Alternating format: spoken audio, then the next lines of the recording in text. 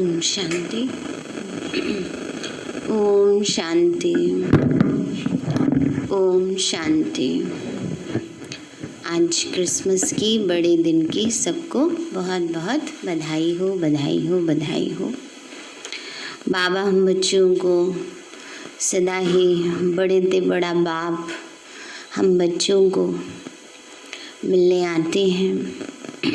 बड़ा दिन आज के दिन को कहा जाता है क्योंकि इस समय संगम पर, ये है संगम का यादगार। संगम पर बड़े ते बड़ा बाप हम बच्चों से मिलने आए हैं। दुनियावी दृष्टि से माना जाता है कि आज के दिन से एक एक पल दिन बढ़ना शुरू होता है। तो बाबा भी हम बच्चों को कहते हैं, बच्चे अब कलयुगी रात खत्म होने वाली है, सतयुगी सवेरा आने वाला है। जब से बाबा का अवतरण होता है तब से धीरे धीरे धीरे सतयुग की तरफ हम प्रस्थान करते जाते हैं। तो हमें सदा ही बाबा की याद के मिलन मेले में रहना है, बाबा की यादों में समाये रहना है और रोजाना उस बड़े ते बड़े बाप से हमें मिलन मनाना है। इसी का यादगार क्रिसमस मनाते हैं। क्योंकि जैसे कल भी बताया कि क्रिसमस ट्री जो सजाते हैं वो किसका यादगार है? कल्प वृक्ष का, जिसका बीज रूप कौन है? शिव बाबा हैं।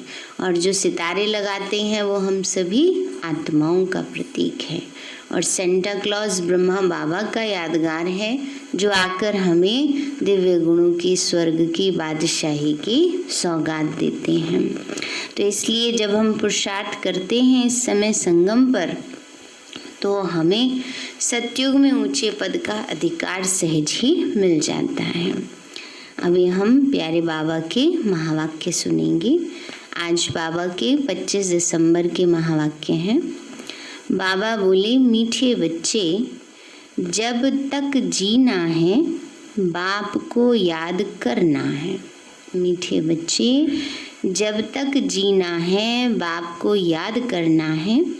याद से ही आयु बढ़ेगी। पढ़ाई का तंत मनसार ही याद है। प्रश्न है, तुम बच्चों का अतीन्द्रिय सुख गाया हुआ है क्यों? बाबा बोले, क्योंकि तुम सदा ही बाबा की याद में खुशियाँ मनाते हो। अभी तुम्हारी याद ही क्रिसमस है। तुम्हें भगवान पढ़ाते हैं, इससे बड़ी खुशी और क्या होगी ना? बाबा कहते हैं क्या खुशी? कि हमें स्वयं भगवान पढ़ाते हैं, इससे बड़ी खुशी क्या होगी? यह रोज की खुशी है, इसीलिए तुम्हारा ही अति इंद्रिय सुख गाया हुआ है। गीत है, नैनहीन को राह दिखाओ, प्रभु में पग पग ठोकर खाई। ओम शांति। ज्ञान का तीसरा नेत्र देने वाला रूहानी बाप रूहानी बच्चों को समझाते हैं। ज्ञान का तीसरा नेत्र सिवाय बाप के कोई दे नहीं सकता। तो अभी बच्चों को ज्ञान का नेत्र मिला है। अभी बाप ने समझाया है कि भक्ति मार्ग है ही अंधियारा मार्ग। जैसे रात में सोजरा नहीं होता तो मनुष्य धक्के खाते हैं, कहीं जा रहे हों रात में भटक जाते हैं रास्ता, ऐसे ही अज्ञान की रात में रास्ता भटके हुए हैं। गाया भी जाता है ब्रह्मा की रात और ब्रह्मा का दिन। सतयुग में यह नहीं कहेंगे कि हमको राह बताओ, क्योंकि अभी तुमको राह मिल रही है। बाप आकर के मुक्ति धाम और जीवन मुक्ति धाम की राह बता रहे हैं। अभी तुम पुरुषार्थ कर रहे हो, अभी जानते हो बाकी थोड़ा समय है। दुनिया तो बदलने वाली है। यह तो गीत भी बने हुए हैं, दुनिया बदलने वाली है। परंतु मनुष्य बेचारे जानते नहीं कि दुनिया कब बदलनी है ना। बाबा ने कहा मनुष्य जानते नहीं कब बदलेगी, इंतजार कर रहे हैं। कैसे बदलनी है और कौन बदलाते हैं, क्योंकि तीसरा नेत्र तो ज्ञान का है नहीं। अभी तुम बच्चों को यह तीसरा नेत्र मिला है, जिससे तुम इस सृष्टि चक्र के आदि मध्य अंत को जान गए हो, और यही तुम्हारी बुद्धि में ज्ञान की सैक्रीन है ना। बाबा ने कहा यही बुद्धि में ज्ञान की सैक्रीन माना सार है, मिठास है। सैक्रीन होती है ना मीठी, और बाबा कहते हैं बच्चे ये ज्ञान की मिठास तुम्हारी बुद्धि में है। जैसे थोड़ी सी सैक्रीन बहुत मीठी होती है, वैसे यह ज्ञान के 2 अक्षर मन मना भव, यही सबसे मीठी चीज़ है। बस बाप को याद करो। बाप आते हैं और आकर के रास्ता बताते हैं। कहाँ का रास्ता बताते हैं? शांति धाम और सुख धाम का। तो बच्चों को खुशी होती है। दुनिया नहीं जानती है कि खुशियाँ कब मनाई जाती हैं। खुशियाँ तो नई दुनिया में मनाई जाएंगी ना। यह तो बिल्कुल कॉमन बात है कि पुरानी दुनिया में खुशियाँ कहाँ से आई ना। बाबा ने कहा कॉमन बात है, इस समय दुखी दुख हैं, खुशियाँ कहाँ से आई। पुरानी दुनिया में मनुष्य त्राही त्राही कर रहे हैं, क्योंकि तमो प्रधान है। तमो प्रधान दुनिया में खुशियाँ कहाँ से आई। सतयुग का ज्ञान तो कोई में भी है नहीं, इसीलिए बेचारे यहाँ खुशियाँ मनाते रहते हैं। देखो क्रिसमस की खुशियाँ भी कितनी मनाते हैं। बाबा तो कहते हैं अगर खुशियों की बात पूछनी हो तो गोप गोपियों से पूछो, माना बाबा के बच्चों से पूछो। सच्चे गोप गोपियाँ तो हम बच्चे हैं ना, क्योंकि बाप बहुत सहज रास्ता बता रहे हैं। गृहस्थ व्यवहार में रहते हुए अपने धंधे धोरी का कर्तव्य करते हुए कमल फूल के समान रहो और मुझे याद करो। जैसे आशिक माशूक होते हैं, वह भी धंधा धोरी करते, एक दो को याद करते रहते। उनको साक्षात्कार भी होते हैं, जैसे लैला मजनू, हीर रांझा। वो विकार के लिए एक दो के आशिक नहीं होते, उनका प्यार गाया हुआ है, उसमें एक दो के आशिक होते हैं। लेकिन यहाँ तो वो बात है नहीं। यहाँ तो तुम जन्म जन्मांतर उस माशूक के आशिक ही रहे हो। माशूक कौन? शिव बाबा है ना। और हम सब बच्चे बाबा को याद करते हैं द्वापर से, तो बाबा ने कहा उस माशूक के आशिक हैं। वह माशूक तुम्हारा आशिक नहीं है, तुम उनको बुलाते हो यहाँ आने के लिए। हे भगवान, नैनहीन को आकर के राह बताओ। तुमने आधा कल्प बुलाया है। जब दुख ज्यादा होता है तो जास्ती बुलाते हैं। जास्ती दुख में जास्ती सिमरन करने वाले भी होते हैं। देखो अभी कितने याद करने वाले ढेर के ढेर हैं।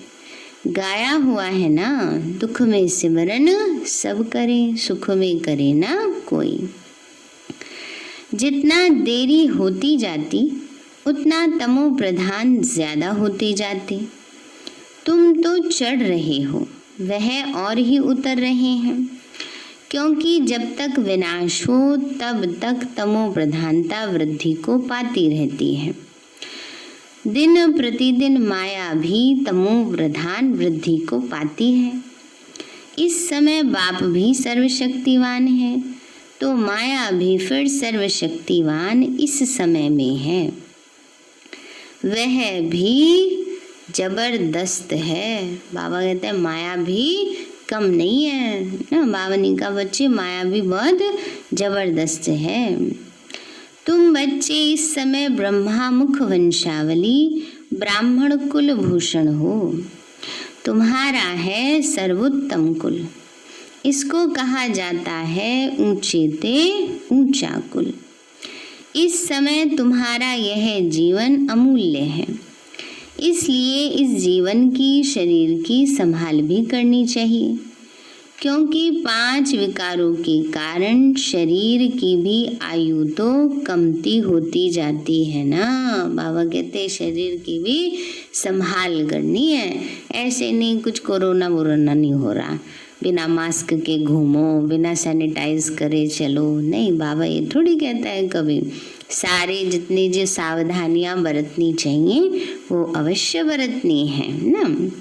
ध्यान तो रखना है हर चीज का। फिर अगर शारीरिक बीमारी होती है तो वो हिसाब किताब चुकता हो रहा है, उसमें घबराना नहीं है। तो बाबा कहते हैं इस समय 5 विकारों को छोड़कर योग में रहो तो आयु बढ़ती रहेगी।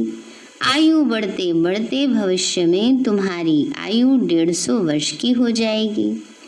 अभी नहीं है, इसीलिए बाबा कहते हैं इस शरीर की भी बहुत संभाल रखनी चाहिए। नहीं तो कहते हैं यह शरीर काम का नहीं है, मिट्टी का पुतला है। अभी तुम बच्चों को समझ मिली है कि जब तक जीना है क्या करना है, बाबा को याद करना है ना। बाबा कहते जब तक जीना है बाबा को याद करना है। आत्मा बाबा को याद करती है, क्यों? वर्षे के लिए। तो बाबा कहते हैं तुम अपने को आत्मा समझकर बाप को याद करो और दैवी गुण धारण करो तो तुम फिर से ऐसे बन जाएंगे। तो बच्चों को पढ़ाई अच्छी तरह पढ़नी चाहिए। पढ़ाई में सुस्ती आदि नहीं आनी चाहिए, नहीं तो नापास हो जाएंगे ना। बाबा ने कहा पढ़ाई अच्छी रीति पढ़ो, सुस्ती नहीं करो पढ़ाई में, नहीं तो नापास हो जाएंगे। बाबा कहते बहुत कम पद पाएंगे। पढ़ाई में भी मुख्य बात है, जिसको तंत कहा जाता है बाप को याद करो। बाबा कहते हैं पढ़ाई में भी मुख्य बात है बाबा को याद करो। ठंडे लग रहे। बाबा कहते हैं बच्चे जब प्रदर्शनी में या सेंटर पर कोई भी आते हैं तो पहले पहले यह समझाओ कि बाबा को याद करो, क्योंकि वह ऊंचे ते ऊंचा है। बाबा ने कहा बच्चे ऊंचे ते ऊंचे को ही याद करना चाहिए, उनसे कम को थोड़े याद करना चाहिए। कहते हैं ऊंचे से ऊंचा भगवान। भगवान ही तो नई दुनिया की स्थापना करने वाला है। देखो बाप भी कहते हैं नई दुनिया की स्थापना मैं करता हूँ, इसीलिए तुम मुझे याद करो तो तुम्हारे पाप कट जाएं। तो यह पक्का याद कर लो, क्योंकि बाप पतित पावन है। वह यही कहते कि जब तुम मुझे पतित पावन कहते हो तो तुम तमो प्रधान हो, तुम बहुत पतित हो, अभी तुम पावन बनो। बाप आ करके बच्चों को समझाते हैं कि तुम्हारे अभी सुख के दिन आने वाले हैं। बाबा क्या समझा रहे हैं बच्चे, तुम्हारे सुख के दिन आने वाले हैं। दुख के दिन पूरे हुए, पुकारते भी हो हे दुख हरता सुख करता हो, तो जानते हो ना कि बरोबर सतयुग में सब सुखी ही सुखी हैं। तो बाप बच्चों को कहते हैं सभी शांति धाम और सुख धाम को याद करते रहो। ये है संगम युग। खिवैया तुमको पार ले जाते हैं, बाकी इसमें कोई खिवैया या नैया की बात नहीं है ना। बाबा ने कहा इसमें कोई खिवैया या नैया की बात नहीं है, कोई नाव नहीं है, कोई बोट नहीं है जिसमें बैठ करके हम जा रहे हैं। ये तो एक एग्जाम्पल दिया जाता है कि हमारी जीवन नैया को पार लगाओ, माना हमारा बेड़ा पार करो, हमारे जीवन का कल्याण करो ज्ञान द्वारा। तो बाबा कहते हैं बच्चे सारी दुनिया की नैया को पार लगाना है। ये सारी दुनिया जैसे एक बहुत बड़ा जहाज है, इसको पार लगाते हैं तो तुम बच्चों को बहुत खुशी मनानी चाहिए, क्योंकि तुम्हारे लिए सदैव खुशी है, सदैव क्रिसमस है। बाबा कहते हैं एक दिन नहीं, तुम्हारे लिए तो सदैव क्रिसमस है, सदैव खुशी है।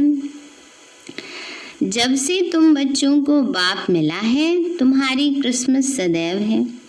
इसीलिए अतीन्द्रिय सुख गाया हुआ है। देखो, यह सदैव खुश रहते हैं।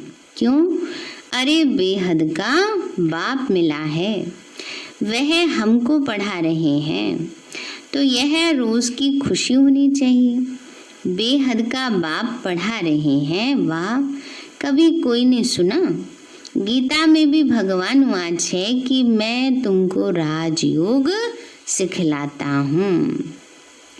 तो जैसे वह लोग बैरिस्टर योग, सर्जनरी योग सिखलाते हैं, मैं तुम रूहानी बच्चों को राजयोग सिखलाता हूँ।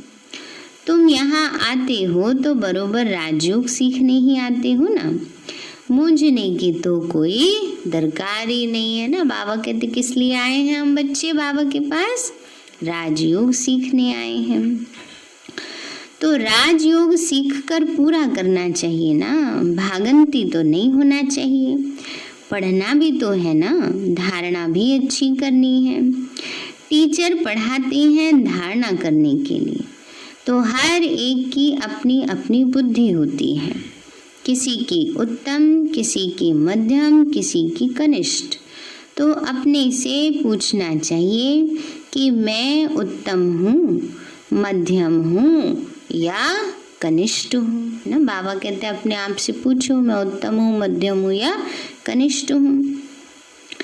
अपने को आप ही परखना चाहिए कि मैं ऐसे ऊंचे ते ऊंचा इम्तिहान पास करके ऊंचे पद पाने के लायक हूँ। मैं सर्विस करता हूँ। बाबा कहते हैं बच्चे सर्विसेबल बनो, बाबा को फॉलो करो, क्योंकि मैं भी तो सर्विस करता हूँ। बाबा कहते हैं बच्चे मैं भी तो सर्विस करता हूँ। बाबा अपनी सेवा की कभी छुट्टी नहीं करते हैं। करते हैं बाबा? कभी नहीं करते। मुरली सुनाने की छुट्टी, सुनने वाले छुट्टी कर जाते हैं। बाबा कहते हैं बच्चे, बाबा ने कहा मैं सर्विस करता हूँ, बच्चे भी सर्विसेबल बनो, बाबा को फॉलो करो। आया ही हूँ सर्विस करने के लिए और रोज रोज सर्विस करता हूँ, क्योंकि रथ भी तो लिया है ना, रथ भी मजबूत है, अच्छा है, और सर्विस तो इनकी सदैव है। बाप दादा तो इनके रथ में सदैव हैं। भले इनका शरीर बीमार पड़ जाए, मैं तो बैठा हूँ ना। ये कौन कह रहे हैं? ये शिव बाबा कह रहे हैं कि ब्रह्मा बाबा का तन बीमार हो जाए तो भी शिव बाबा तो है ना, शिव बाबा तो अपना काम पूरा करते हैं। तो मैं तो इनके अंदर में बैठ करके लिखता भी हूँ। अगर यह मुख से नहीं बोल सके तो मैं लिख सकता हूँ, है ना, क्योंकि शरीर के साथ बीमारियां तो सबके साथ है। ऐसे थोड़ी कि ब्रह्मा बाबा के साथ कोई बीमारी आदि नहीं थी, है ना। कितनी उम्र थी बाबा की? 93 जब बाबा अव्यक्त हुए। उतनी उम्र में बीमारियां तो होती ही हैं। तो जब बाबा की तबीयत में ऊपर नीचे होता था तो फिर शिव बाबा ब्रह्मा बाबा द्वारा लिखवाते थे, फिर मम्मा उसको पढ़कर सुनाती थी। तो बाबा कहते हैं मैं इनके अंदर बैठ करके लिखता हूँ। अगर यह मुख से नहीं बोल सके तो मैं लिख सकता हूँ। मुरली नहीं मिस होती, जब तक बैठ सके लिख सके मैं तो मुरली भी बजाता हूँ।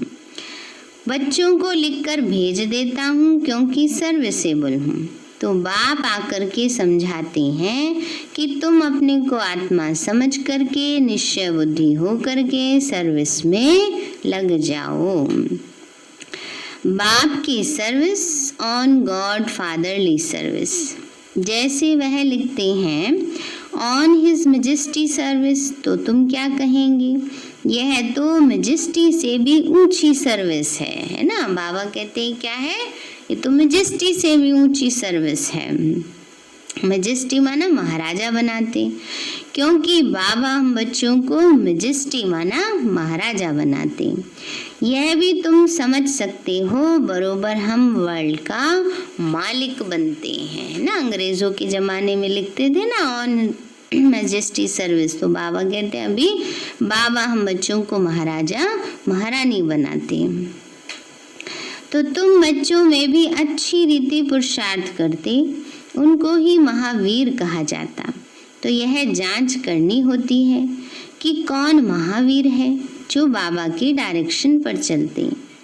बाप समझाते हैं, बच्चे अपने को आत्मा समझो, आत्मा आत्मा भाई भाई को देखो। बाप अपने भाइयों का बाप समझते और भाइयों को ही देखते, सभी को तो नहीं देखेंगे। यह तो ज्ञान है कि शरीर बिगड़ तो कोई सुन न सके, बोल न सके। तुम तो जानते हो ना कि मैं भी यहाँ शरीर में आया हूँ। मैंने यह शरीर लोन लिया हुआ है। शरीर तो सबकी है, शरीर के साथ ही आत्मा यहाँ पढ़ रही है। बाबा ने कहा शरीर के साथ आत्मा पढ़ रही है, शरीर तो सबकी है। बाबा ने कहा बच्चे तो सभी आत्माओं को समझना चाहिए कि बाबा हमको पढ़ा रहे हैं। बाबा की बैठक कहाँ है? अकाल तख्त पर। बाबा ने समझाया है हर एक आत्मा अकाल मूर्त है, कभी विनाश नहीं होती, कभी जलती कटती डूबती नहीं है, छोटी बड़ी नहीं होती है। शरीर छोटा बड़ा होता है तो दुनिया में जो भी मनुष्य मात्र हैं उसमें जो आत्माएं हैं उनका तख्त यह भ्रकुटी है। शरीर भिन्न भिन्न है, किसका अकाल तख्त पुरुष का है, किसी का स्त्री का है ना, किसी का आत्म शरीर जो स्त्री का है, इसका पुरुष का है, ड्रेस अलग अलग है बस। बाबा कहते किसी का बच्चे का है। तो जब भी किसी से बात करो तो यही समझो कि हम आत्मा हैं, अपने भाई से बात करते हैं, बाप का पैगाम देते हैं कि शिव बाबा को याद करो तो यह जो जंग लगी हुई है वह निकल जाए ना। बाबा कहते हैं बच्चे जब भी किसी से बात करो तो यही स्मृति में आना चाहिए ना, मैं आत्मा हूँ, आत्मा से बात कर रही हूँ, बस ये आत्मा पर चढ़ी हुई जंग निकल जाए।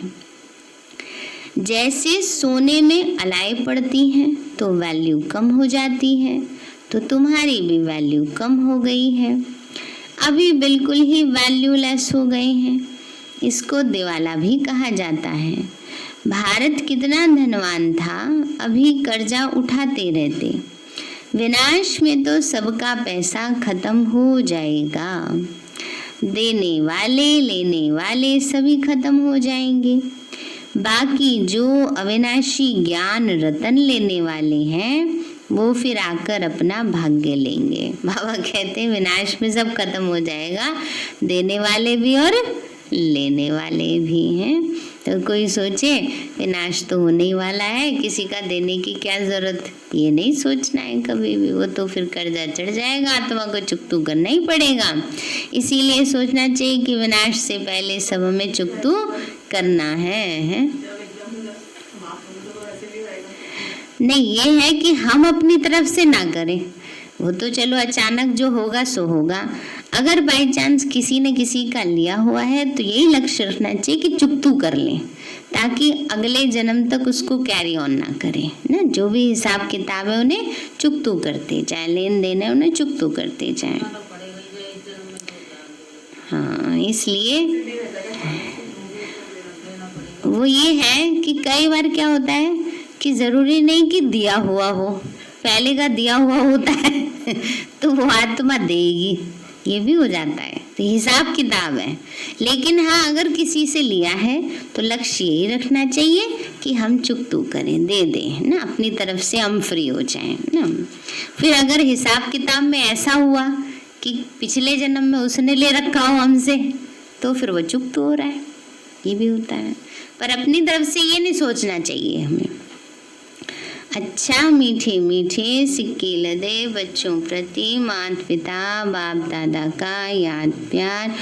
Good morning. रूहानी बाप की रूहानी बच्चों को नमस्ते।